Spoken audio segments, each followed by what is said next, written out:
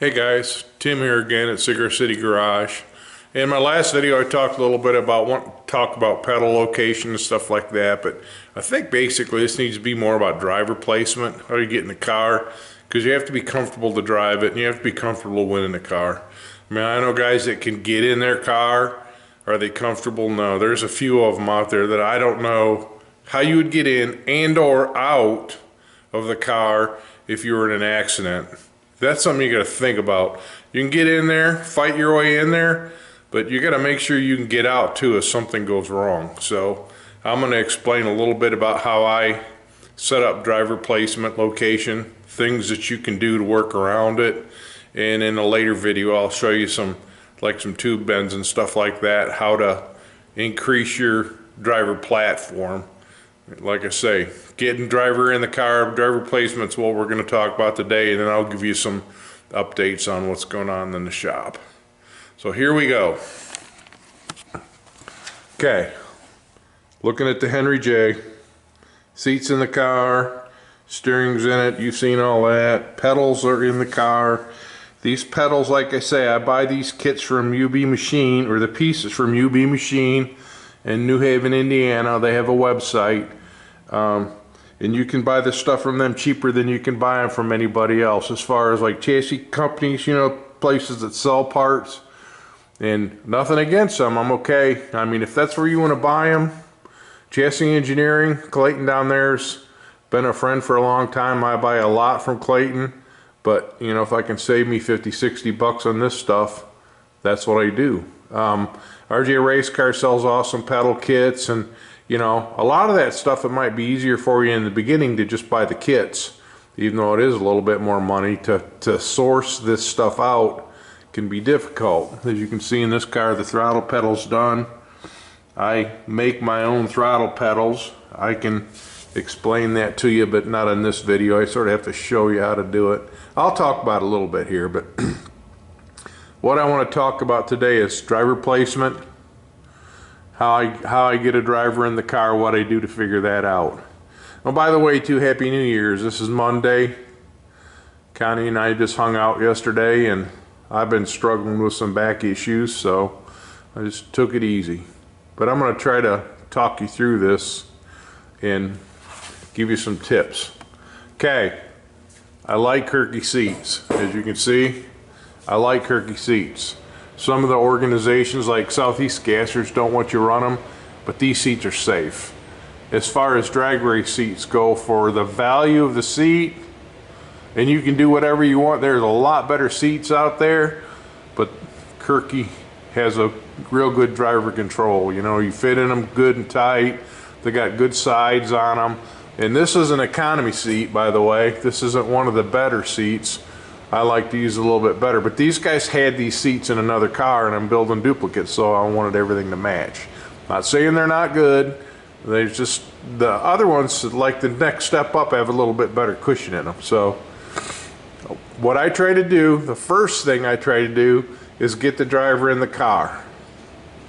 You got to get the seat where it wants. This is a 20-degree layback seat, so I try to set the back of the seat there on a 20-degree angle. That will make the headrest plumb in the bottom level pretty much. In doing that, one of the things I want you to look at here, you can see down on the bottom of the seat, and you can see over in that side of the car, I built a little riser to raise the seat up, because if you have the opportunity to raise the seat up, it makes pedal operation and everything else a lot easier, and it gives you more leg room. If you move up on an angle like that, it increases the platform length. Like I say, typically in my previous videos, I try to go like from that bar there to that bar back there, like where the rear hoop support is, or the shoulder bar is. I try to make that platform 4 foot long. That gives typically any driver, even guys 6'2", plenty of leg room to get in the car and fit. Any shorter than that, then you have to put a curved back bar in the car. I didn't do that in this car, didn't think I needed it. That typically will crowd the driver in towards the center a little bit more. And with this narrow car, I didn't want to do that. So to get 49 inches, what I did is I leaned the main hoop back 5 degrees. That way I could keep a straight back bar in it. But in a later video, I'm going to show you how to bend a curved back bar, how to make that fit, you know, caveman style. I know you can write, because there's computer programs out there to figure all that stuff, but you know, I'm all about the simple stuff. I'm trying to show you beginners how to do this stuff. So I'm going to show you caveman style how to do it. Okay, so we got the seat in place, like I say, 20 degrees, and I've got 2 3/8 bolts in the bottom there and 2 3/8 bolts in the back brace tabs there. And I weld nuts on the tabs. I've got it 3.5 inches up off the floor. You know, then you know, with your door bars, which you're missing right now because we're starting the tin work in this, and I'll show you that. That gets your driver location. Okay, what I'm going to try to do is get in this car and show you like where my head's at and everything else. So I'm going to give you a minute here and I'll get this taken care of. Sorry about making you seasick, but it's hard on a old feller to do this stuff. Like I say, as you can see, pedals are in and everything else, but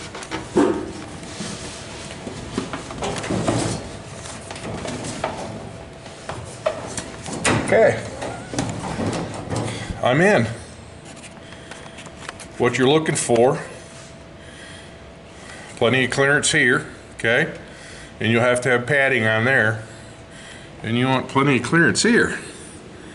Typically, I try to keep it a minimum of 4 inches away from this bar.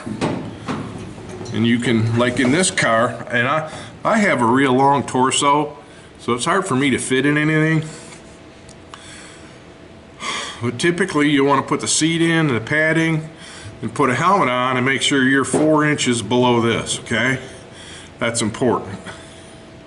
You get that done, you know, then you can slide in the car, sit in the car, and make sure your feet fit. I'm going to turn that around now.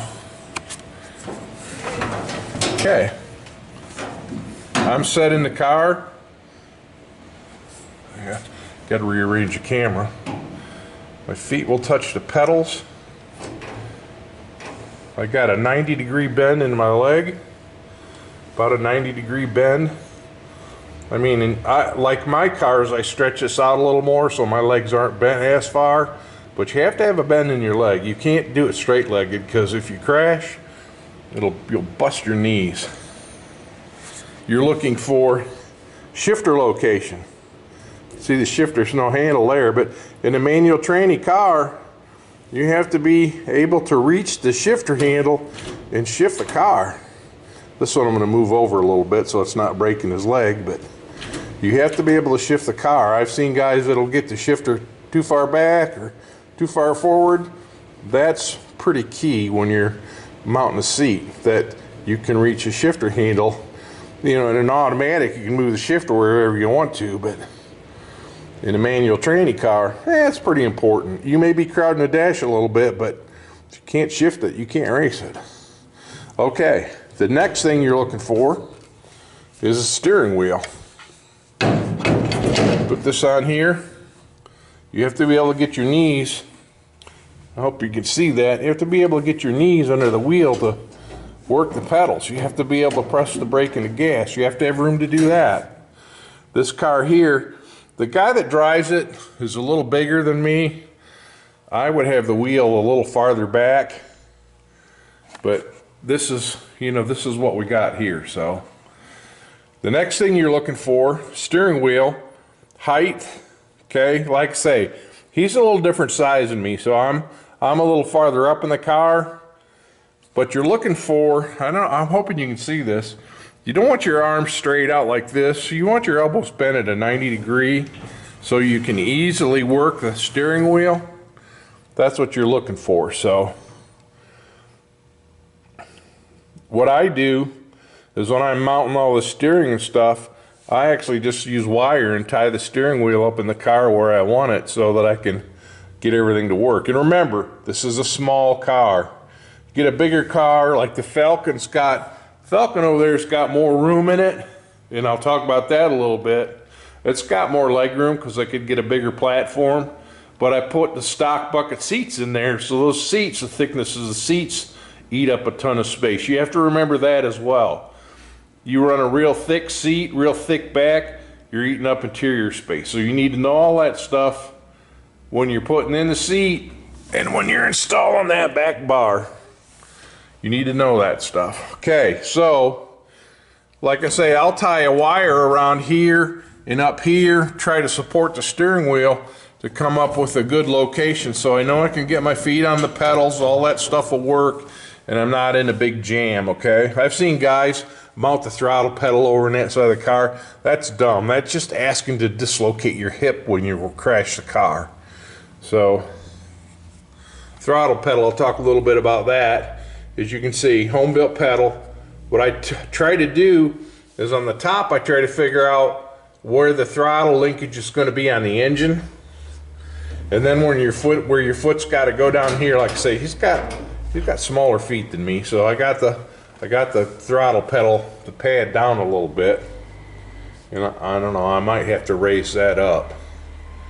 But anyways, what I do is I'll put that pedal brace in the car, the bent 90-degree tube that you can see there. I'll put that in the car where I think it needs to be, just tack it, and I put a 3/8 fine threaded bolt in there, cut the head off, and tack weld that, and then put that little tubing sleeve on it. Then I can determine the angle of my pedal, and I just tack a long straight tube onto that and work each end from there. So that's how I do that. Like I say, this pedal may be a little bit low to the floor, but it seemed okay for Rory when we were fitting it in. So like I say, I've got size 15 shoes, so my shoes make everything look small. It's hell being big at times. Then at the top, I've got a pedal stop. You have to have a pedal stop. If you don't put a pedal stop in them, you can bend the throttle shaft, the throttles will stick wide open, and you will crash the car. Don't want that, so put an adjustable pedal stop on there.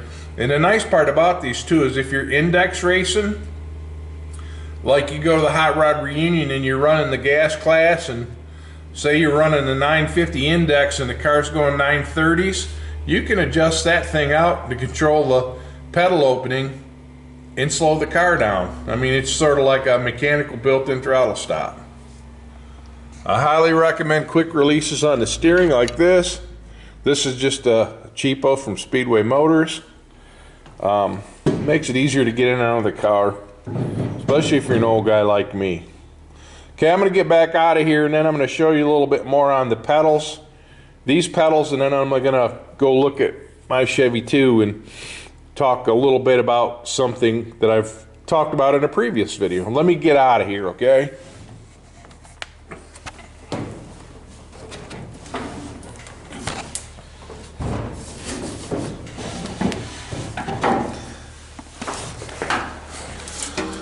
Okay, I'm out. I typically like using these Wilwood master cylinders. When you use a pedal like this, one of these types of pedals, you typically want to use like a 7/8 bore master cylinder, because you need to have like a maximum of 1,000 pounds of pressure on the brake system when you're stopping to get the car to stop right. Will you use that much? Hopefully never, but the other reason why I like them is if you look at the side of the master cylinder, there's outlets on both sides of these. With a Chrysler master cylinder, which this fits into place of, they're cheaper, but the outlets are on the other side of the master cylinder. They would, you know, be towards the frame rail, so you got to get creative in how you do that.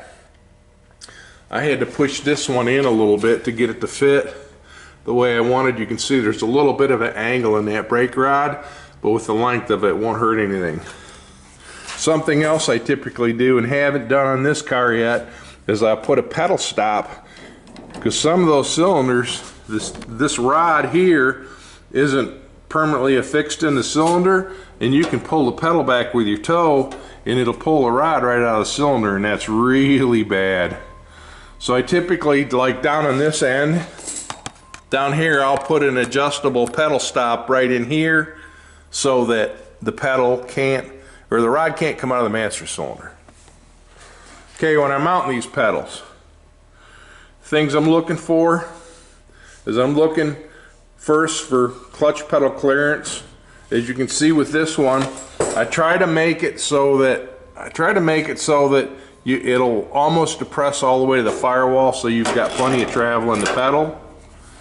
When I'm locating the motor, I also try to locate the motor in the trans assembly in relationship to where the clutch arm is going to be right here. I want this to pull straight on the pivot fork. Hopefully you can see that. I want this to pull straight on the pivot fork when it moves. I mean, you can see it moving there. I want it to pull straight on that. This is like the rod I made. I think I'm going to do something a little bit better, but this got me going so I could make sure my geometry was right. And you also, to set it up, you can say there's no clutch in this car, but you want it so when it's touching the clutch, the arm is a little bit forwards like that, so that when it travels through its arc, it travels about that far, okay? You don't need to pull a ton, but that's how I set the pedal up. That in itself determines part of the pedal height in the car. That's what I mean is like the height of this from the floorboards. The next thing I look at, I try to get you in there, is that pivot. I try to get that heim joint just below the floor, okay? And then I also, when I'm building this, and it's all loose, but I think you get the idea, I want full pedal travel. So when I set it up, I make sure that the pedal will completely bottom out in the master cylinder just as it touches that. And this rod in itself, left and right-handed threaded, I can adjust that pedal where I want it. Okay? The master cylinder mount, forgot to talk about that. That's what I make, but man, you can buy them from anybody, like Chassis Engineering, RJ Race Cars. About everybody sells that type of mount. It's not hard. I mean, I make it with a hole saw and my bandsaw. Now that I have my plasma cutter running, I can cut it out. But anyways, back to the pedals. That's how I determine the height of this stand off the floor, is where that heim joint locates and where it locates over there. You can raise and lower this to make it all work where you want, but you want to be able to clear the bottom of the clutch pedal's got to clear the floor. Typically this gets a pedal stop here. This pedal stop would bump into this, but the way I've got it set up, that don't happen. So this other piece here, out here is a piece I buy from UB Machine as well, and the inner socket is a piece from them. Once I get all the pedals located where I want them, I think the first thing I do is I drill this hole through here to bolt the clutch pedal to the shaft. The brake pedal pivots on the shaft, the clutch pedal is attached to it. So when I'm doing this, I use a piece of 1.1/8 058 tubing here as a spacer, okay? And then I get another one that goes out here. It's just not in the car right now, and that keeps everything from sliding back and forth this way. And then in the end, I just put a cotter pin in it, so to hold it all together. That way you can get it all apart when you're powder coating or painting or whatever you're doing. You can disassemble it and clean it, because you do have to clean and lubricate this stuff. They'll bind up, they'll get road dirt in them and work hard. You have to, you know, put some effort into keeping them clean and making sure they move real free. You know, the pedals move nice and free. I'm hoping that gives you a little bit of insight into what I do. Like I say, this dimension here, from here to the firewall, is more or less determined by how the clutch works. You know, I want to make sure there's plenty of clutch pedal travel, because I've seen guys mount pedals in cars and then you can't, you know, you can't bleed the brakes because you can't press the brake pedal all the way down, or you can't work the clutch right.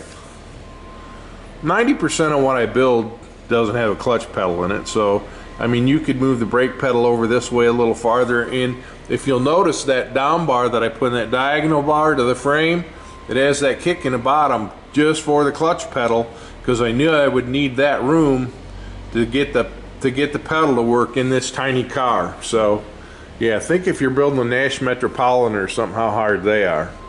Like I say, I probably could have put a curved back brace in this car and got them a little more room, but neither one of these guys that I'm building these cars for, hell, they're 4 inches shorter than me. So, and they got a lot shorter legs. Like I say, I'm big. I'm 6'3", got size 15 shoes, so you know, I take up a lot of space. See the pedals from this angle here, and you probably notice like that diagonal, when I put that floor diagonal in there, I kept it this way so it would clear that master cylinder and pedal mount. With this type of pedals, you got to take all that stuff into consideration. Really, don't put this bar in it until you got that stuff figured out. Then stick that floor diagonal in it. A lot of guys will run them the other way. You can come from back here up into this corner, but my thoughts were I didn't get as much triangulation if I did that. So, and you have to get the master cylinder out of the car too. If it goes bad, you know, you can't crowd that tight against that cross member because you got to be able to get it out of there. So the floors will actually have a notch in it to slide that thing in and out with a little adapter ring that'll bolt in. Like I say, bolt-in tops, love them. Chrysler master cylinders, I mean, I've installed a ton of them. They got those twist-on caps. Those are really nice until you crawl in the car and knock one off. If you don't put a cover over it and you knock one off with your foot and you make a pass, you'll have brake fluid all over the inside of the car. It's an absolute mess. So it's just another reason not to run them. I mean, if you're building a low-buck car, in most of this stuff that I do, I'm telling you guys, I do, you know, I build them for function and not form. Can I build really nice stuff? Yeah. And do I think this is nice? Yeah. But it's not a top sportsman car. This is a fun, go have fun gasser. Okay? But brake systems, don't skimp. Do not skimp there. Buy the best parts you can buy for the brakes. I don't care how fast it goes, but if it don't stop, it's only going to go once. So I'm going to go over and show you a little bit of the Falcon pedals and give you the same idea. I mean, they all sort of work the same. This one, I mean, it's all mounted the same, about the same way. I mean, I got a little bit more room in here. Like this car, I think I had like 50 inches of clearance, so there's a little bit more room for the pedals. And if the gas pedal mounts a little differently on top, I've got 2 tabs welded to the dash bar, but then the pedal stops on the bottom. Because I knew if I put the pedal stop up behind the dash, you know, this has got the original dash in it, it'd be a lot harder to adjust. So that car over there, I had plenty of room. So, and the seat mounts in this car, you can see them right there. I got flat stock going, 1/4 inch flat stock that goes out to the rocker bar, and then I got 1.5 inch square tubing that I made for the inner seat mounts. Like I say, this uses the stock Mustang / Falcon seats in it, and you know, you're adding about 6-7 inches of thickness to the seat, so you need a lot more room there. One other thing I want to show you, and I talked about this in a previous video. I'm gonna go back to my Chevy 2 and show you something. And it's in regards to pedals. You know, if you're using a car like my 55, stock pedals work fine. I still use a Woolwood master cylinder on this. And I'm going to show you a little bit more on this too. Some things I've done there. Okay, we're over here in my Chevy 2. Got the same type of throttle pedal, but I want you to see the brake pedal. I talked about this before. This is a Woolwood dual master cylinder with a bias bar in it. These things are they're the best. They're honestly the only way to fly if you're a beginner. Use this type of brake pedal and you will not be sorry.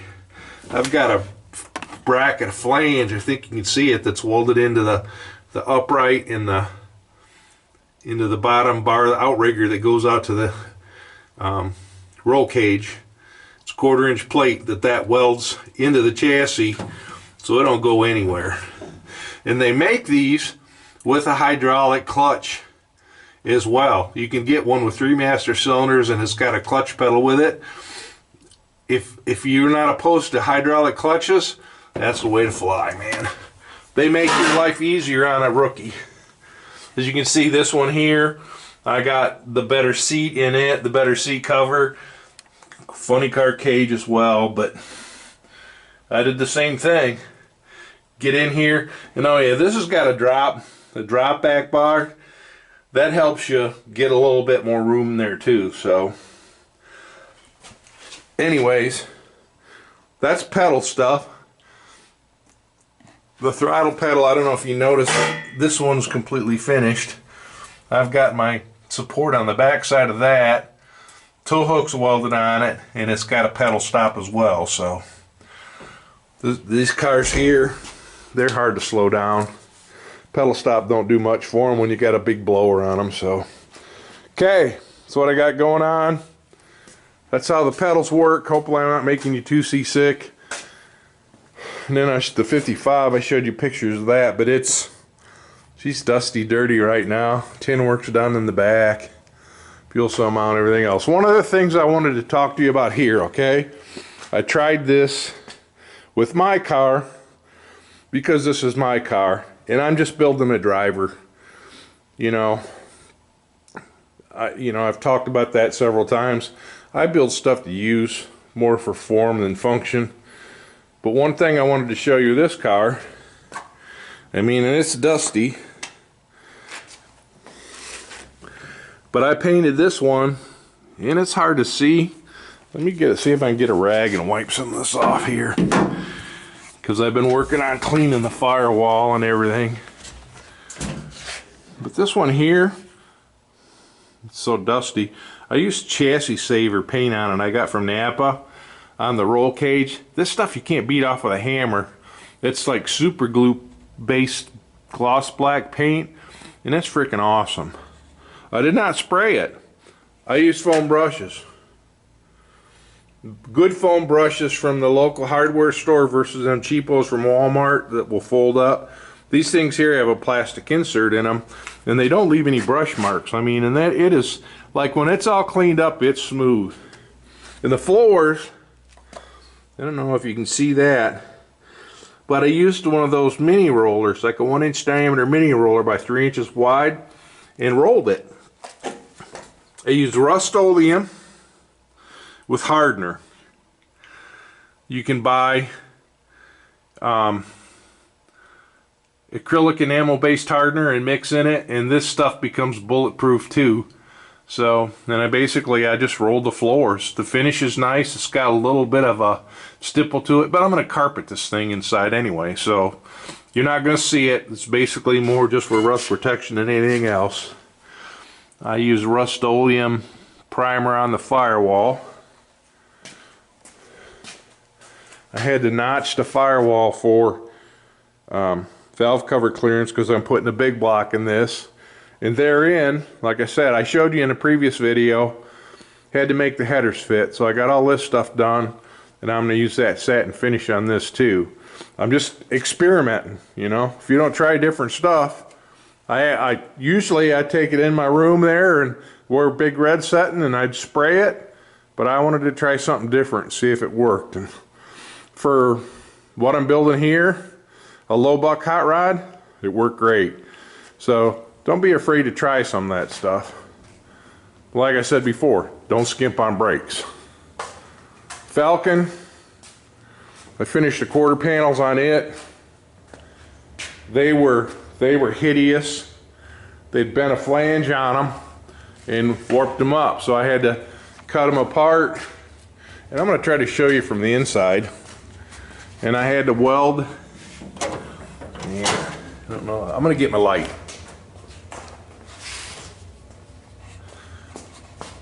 I had to weld sheet metal back in to fix what they had, and then I welded a piece of 1/4-inch tubing to the edge to give it a radius and add a bunch of strength. We've got just a little bit of TLC to do to them, but they all worked out pretty good. So these things, when they bent that flange on them, it shrunk the quarter panel up real bad. Of course, I had to put bottoms on them and everything else, but if you look at the edge, man, it gives you a nice, when you use that 1/4-inch tubing, it gives you a real nice clean edge, and it's strong as all get out. So I got that done. Now I'm going to work on the firewall to try to get that ready for tin work. Then we can start putting wheel tubs and everything in this. This car over here, Ronnie's got the wheel tubs fitted in. And sort of funny, it's a 40-inch wheel tub, and he used about 5 or 6 inches of it. But it's drilled into the frame rail. We had to fix the bottom of the car down here. This was all rusted out. So we had a place to attach the wheel tub. Then we had to weld a flange in. I think you can see it from the inside. See that flange up there? Both wheel tubs. That's just to attach the tub into the car. And then we had to fix the bottoms. I say we as in Ronnie did all this, so that we could attach tin work and get all that done. So he's working on tin. He's got floor panels cut out. We're going to put steel in the floors. Some of the racing organizations in the faster cars, they want steel floorboards down in here. And I'm going to do that to these cars because it just keeps the floors from getting beat out of them. You could put 40 thousandths aluminum in there, but in about 2 years the floors are wrecked. So I try to at least put steel in the driver's side of everything. But being this car, I have 2 seats, and they'll probably want to ride people up the starting line. I'm going to put steel on that side as well. So that's what I got going here. Give you a little bit of update on how things are rolling in Cigar City Garage, and I'll try to get you an update next week. Thanks for watching.